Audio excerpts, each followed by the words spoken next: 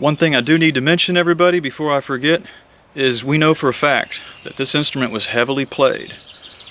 Look at the grooves in the fingerboard here, and even down here the grooves were so deep that whoever tried to repair this instrument felt that they needed to be filled with epoxy. So I point that out because many times collectors, so-called banjo historians, will see an instrument, an old folk instrument like this, beautiful piece of southern folk art, and they'll say, oh, nobody ever played that thing, it's too rickety, it was just a wall hanger from the start. Well, we know that wasn't the case with this. Again, I'll show you. These grooves are deep. It shows that the person was a very adept fretless banjo player. They did lots of sliding on these middle strings, and apparently they played as far down to the 7th or 8th fret position quite frequently. So whoever played this was probably a great banjo player, and this instrument was clearly cherished by its owners. This had a lot of importance to the person who made it and played it. This was not just a piece of decoration.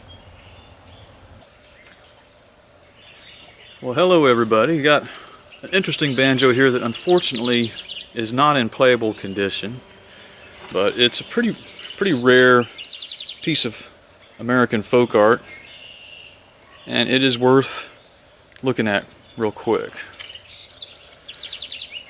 So I say rare because it's not too often that you see a Tack-Head banjo, homemade Tack-Head banjo like this, that looks like it was made before 1950. It's probably 20th century. It's not terribly old, but it's interesting. They used a lot of old techniques. So it looks like we've got, I believe those tuning pegs are walnut.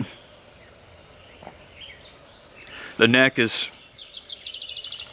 clearly, the neck, I can't tell if that neck is pine or poplar now. When first time I saw it, I thought that neck was pine. A lot of them are. Now that kind of, that knot makes me think that it is pine. But just check out those tool marks on the inside of the rim. It's definitely a handmade, every piece on this is handmade. I mean, there was rasps there, and then they steam bent that themselves. The rim is a piece of oak. And then they got this little iron strap that they tacked the hide on with.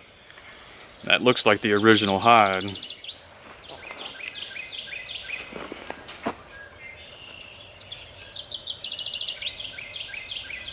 Pretty interesting piece. Now somebody in more recent years, looks like they tried to put an aluminum nut in here. I did a piss poor job of that. And then probably the same person went around, and you can see they glommed all this epoxy, modern epoxy on the joints and stuff, because this instrument was never very stable. But incidentally, while we're here looking at this part, you'll notice that the neck lacks any sort of heel. There's no heel on it. That's an early feature. Now whether this person did that on purpose or I don't know, but that feature with no heel on the neck, that's something you see on mostly just the earliest banjos. The early gourd banjos, of course, had no heel, and then the early minstrel banjos, typically what we call minstrel period banjos, they typically had no heel either. So that's pretty interesting. Of course, the side-mounted peg, as opposed to being mounted, perpendicular to the neck, this is a little bit typically later, style. Let's see if we can get this out. That's the full thumb peg.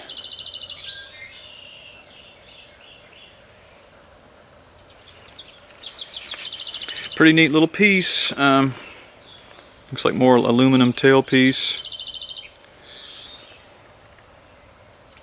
Anyhow, we are trying to sell this, so if anybody would make a beautiful wall hanger, or maybe if you're researching stuff like this, it's a pretty unusual piece. So holler at me if you'd like to have this. Thanks for looking.